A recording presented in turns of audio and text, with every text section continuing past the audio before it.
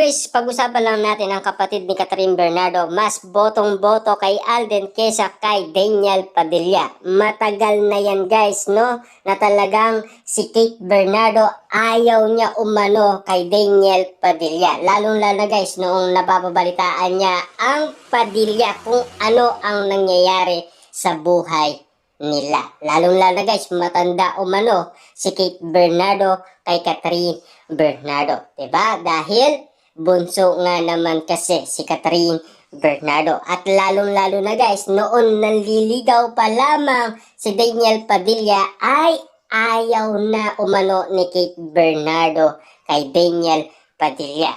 Pero nang dahil nga naman kasi guys, nagkaroon ng love team ang Kat din dahil pinagpatuloy ang nasabing part 2.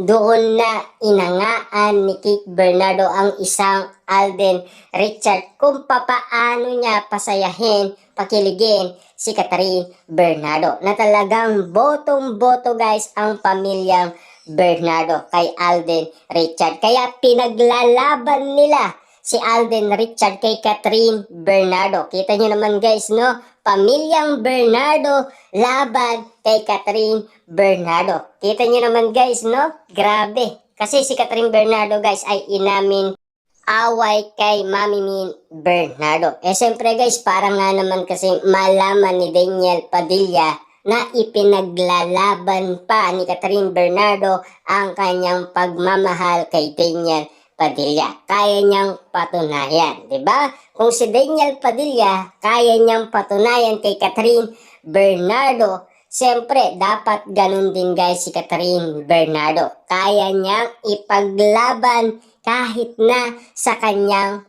pamilya. Kaso nga lang guys, pinaglalaban ng pamilyang Bernardo si Alden Richard, di ba? Hindi parehas ang gusto guys ng pamilyang Bernardo kesa kay Catherine Bernardo. Si Catherine Bernardo ay Team Katniel pa rin. Siyempre, pamilyang Bernardo guys, Team Kat din sila. Mas marami sila kesa kay Catherine Bernardo. Walang magagawa ang isang Daniel Padilla. Ika nga guys ni Sian Gasa, Mami Min Bernardo, nasa hustong edad na po yung anak mo. 28 years old na si Catherine Bernardo. Alam na niya ang tama at mali. Bakit pinagbabawalan kausapin si DJ? Bakit mo po siya kinokontrol?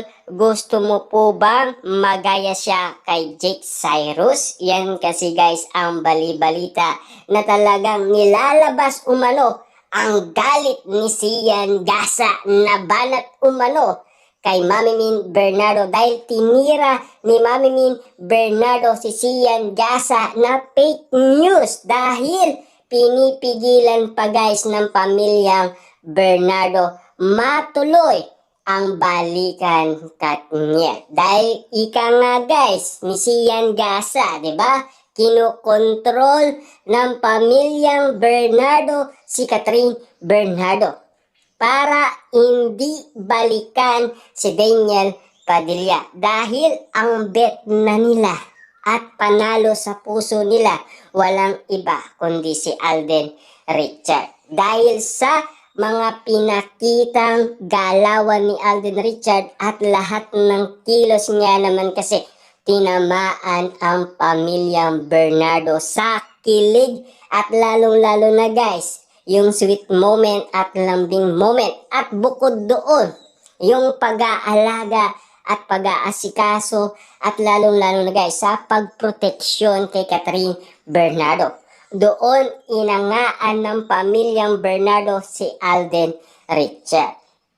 Kaya nga naman guys, bet na bet ng pamilyang Bernardo. Walang magawa ang isang Catherine Bernardo kundi siyempre guys, mag-iisip kung ano nga ba talaga ang pipiliin niya.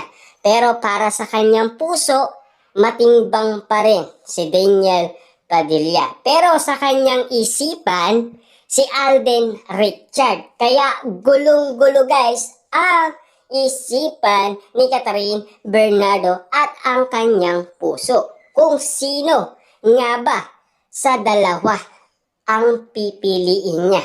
Si Daniel Padilla ba or si Catherine Bernardo? Pero guys malapit na ang kaarawan ni Catherine Bernardo. Papaano niya? Kung mag-a-attend ba si Daniel Padilla at mag-a-attend ba si Alden Richard? Siyempre, ano ang mangyayari yan, di ba? Siyempre, kahit guys, imbitahin ni Catherine Bernardo si Daniel Padilla, lalong-lalo na guys, siyempre, baka i-invite ng pamilyang Bernardo si Alden Richard. Siyempre, magsasalubong ang tatlo. Pero, love triangle ang mangyayari. At kung ano ang makikita natin at kapansin-pansin na pinag-uusapan na ngayon sa social media. Siyempre guys, matimbang pa rin sa pamilyang Bernardo si Alden Richard. Kasi lalong-lalo na guys, kitang-kita naman natin na ilang beses nag-post si Mami Min Bernardo na inala ng karamihan, talagang bet na bet ni Mami Min Bernardo si Alden Richard. Ayon kasi guys sa Katniel fans, bakit noon hindi nagawa ni Tita Min kay Daniel Padilla yan? Lalong-lalo na guys, sa bawat post ni Alden Richard, nagla-like itong si Mami Min Bernardo. Ibig sabihin, pinupusuan niya dahil bet na bet niya ang isang Alden Richard. Para sa pamilyang Bernardo, si Alden Richard na ang tamang tao para kay Catherine Bernardo. Perfect na perfect nga naman kasi guys si Alden Richard para kay Catherine Bernardo. Kaso nga lang guys, si Catherine Bernardo nagdadalawang isip. Hindi niya alam kung sino ang pipiliin niya.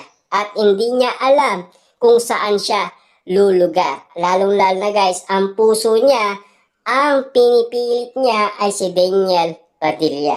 At ang kanyang isipan ay si Alden Richard. Kaya itong si Alden Richard guys, sumuko na.